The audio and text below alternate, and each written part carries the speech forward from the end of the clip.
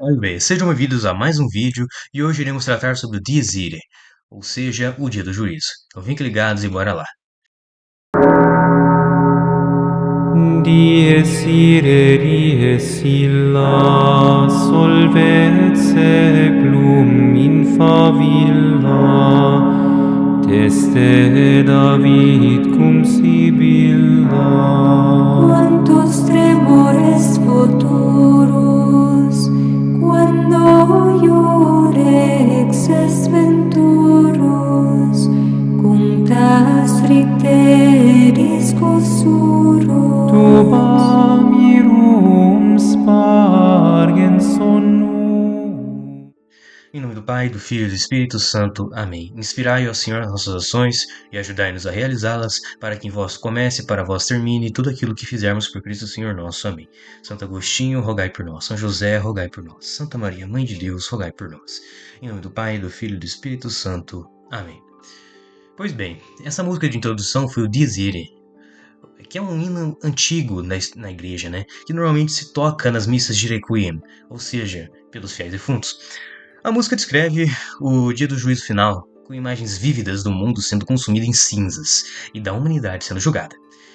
Bom, o que eu vou só introduzir nesse vídeo é toda uma área da teologia, a chamada escatologia, ou seja, o estudo do fim, o estudo das coisas do fim, ou seja, o dia do juízo. Sim, o juízo final, vamos sintetizar assim, o grande X assim, do que é o juízo final.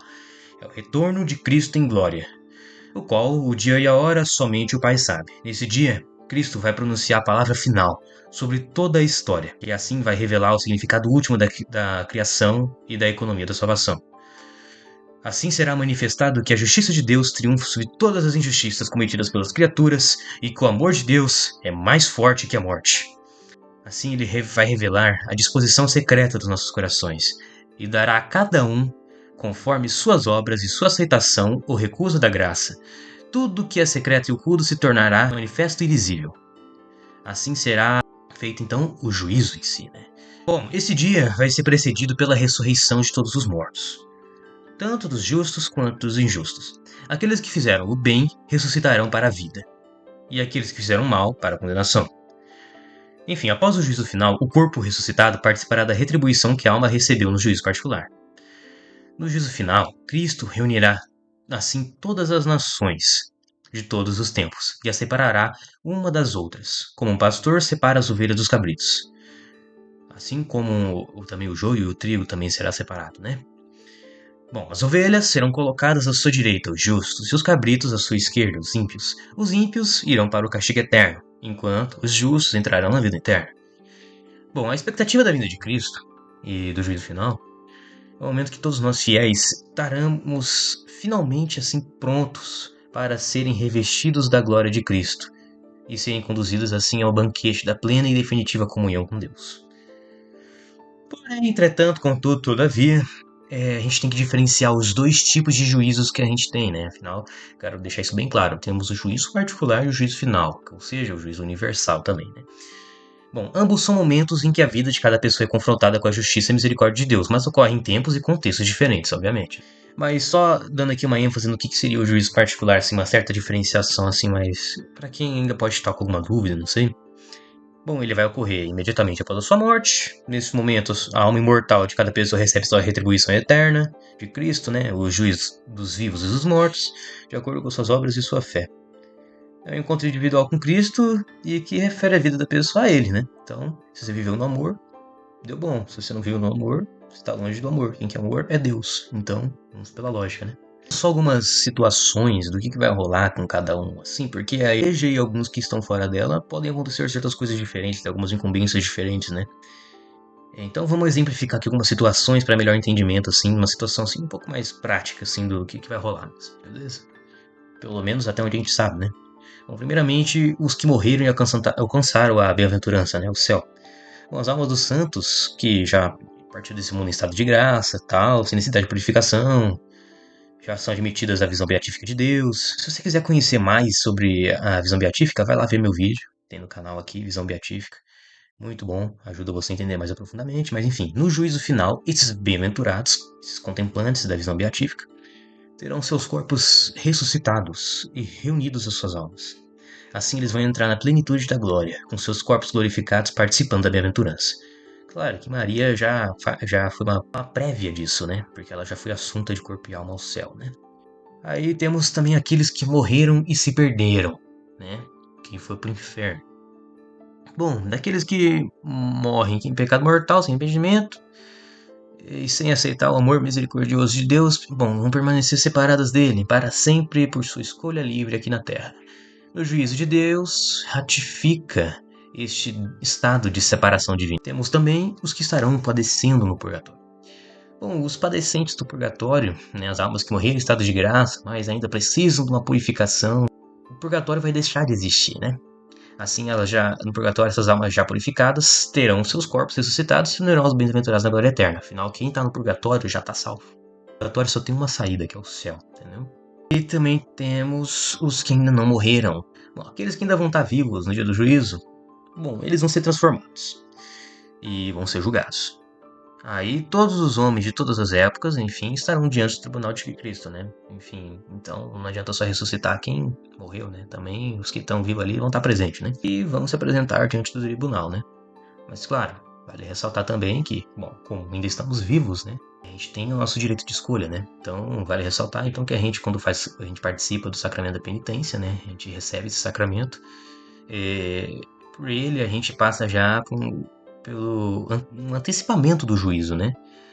Ao se colocar diante da misericórdia de Deus, pedindo perdão de Deus, estando arrependidos, né? Afinal, a matéria do sacramento da penitência é o arrependimento, né? Agora vamos tratar de um negócio assim que é muito doido, que é a ressurreição dos mortos, né? Afinal, tem muitas condições que podem deturpar nosso entendimento dessa verdade de fé. Os corpos de todos os homens vão ser restaurados e reunidos às suas almas, mas em um estado glorificado e incorruptível. Aí, nosso querido Santo Agostinho, em A Cidade de Deus, ele aborda muito a natureza dos corpos ressuscitados, né? Ele vai e assim aprofunda bastante. Fala que os corpos são seres espirituais, não no sentido de se tornarem espírito, mas porque são inteiramente sujeitos ao espírito, certo? Então, tipo, eles sem corrupção, sem lentidão, sem peso.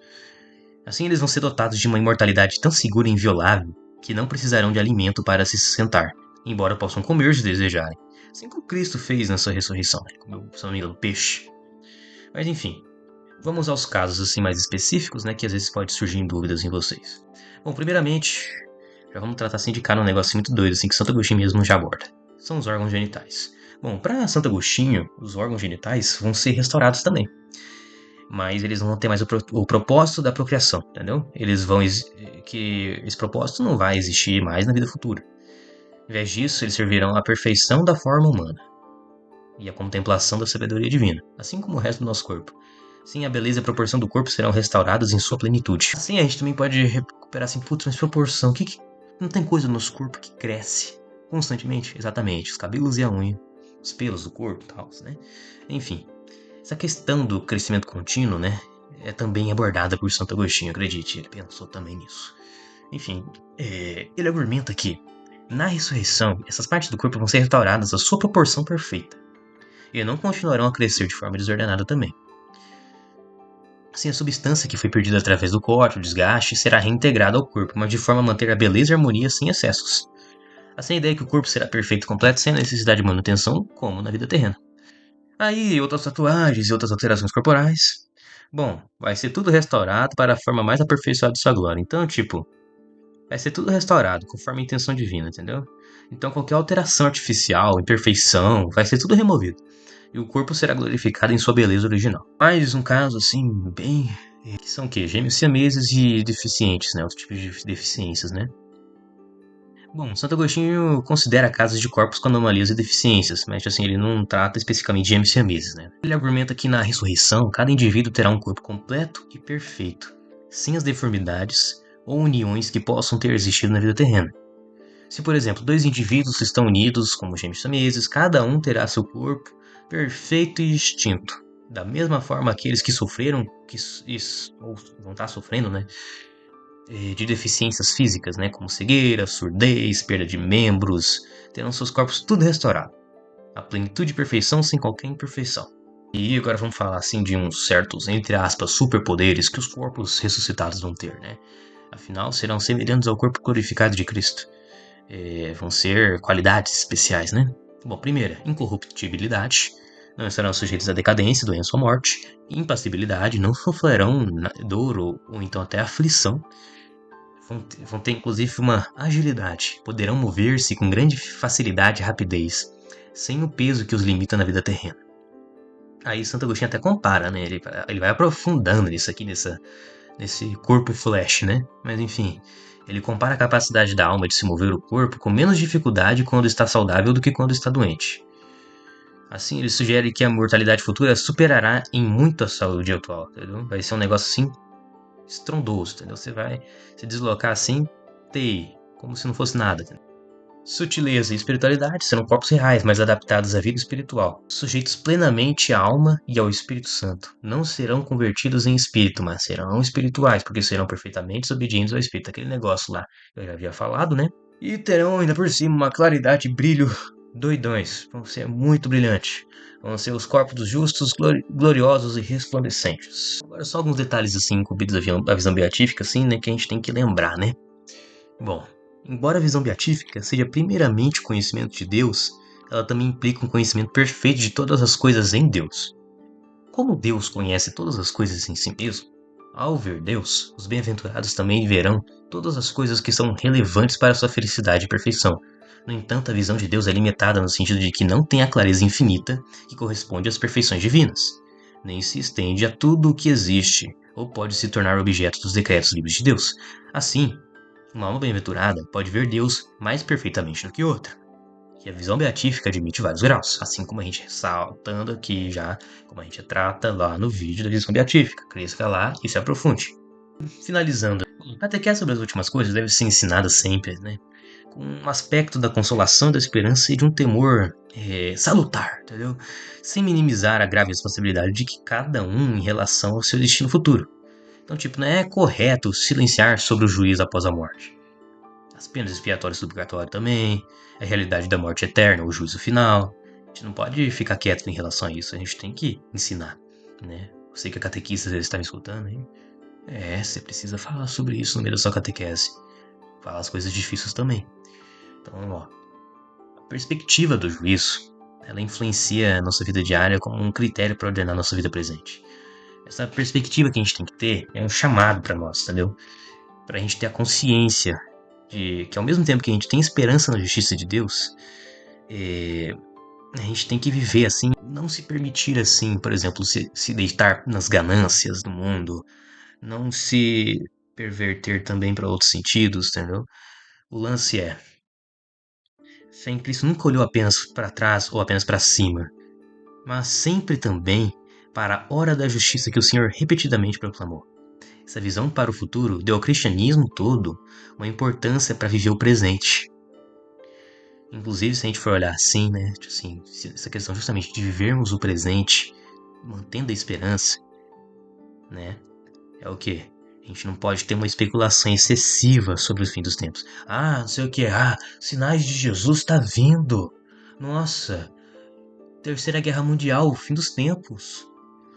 Isso aí simplesmente desvia o foco da verdadeira escatologia cristã. Tira aquele aspecto de esperança, de responsabilidade de viver o presente, a fé, tudo. Essa especulação sobre data, condição de vinda de Jesus é perigoso. Pode minar, assim, a verdadeira vivência de fé. Pode criar ansiedade, deturpação e até mesmo, assim, outras deturpações da sua mente que vão denegrir a sua vivência, principalmente em questões de fé. Então, tipo, a escatologia toda, assim, né? Pelo menos a cristã, né? Não é sobre prever o futuro, mas sobre viver o presente, em vigilância e esperança, trabalhando para a vinda do reino de Deus. A boa nova que Jesus anunciou, preparando-se para o encontro final com Jesus, o Cristo. Foi esse o vídeo de hoje, foi um pouco mais longo talvez, né? Nem contei o tempo aqui, mas enfim. Muito obrigado pela atenção de todos.